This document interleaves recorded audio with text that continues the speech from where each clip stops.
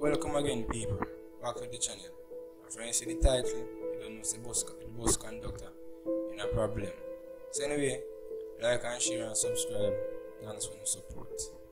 Alright, a bus conductor who allegedly stabbed a woman several times during a dispute earlier this month has been charged by the St. Mary police. Charged with wounding with intent is 39-year-old Naja Cooper of Castleton.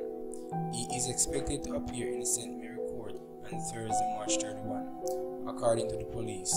Reports from Castleton police are that on Thursday, March 17, at about 6:30 a.m., a dispute developed between Cooper and a woman, during which he stabbed her several times. The woman is currently admitted in the hospital in stable condition.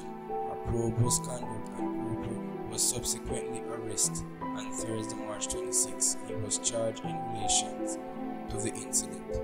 Why am I telling a people sad for you? But then again, you don't know a woman, they have strength in their mouth.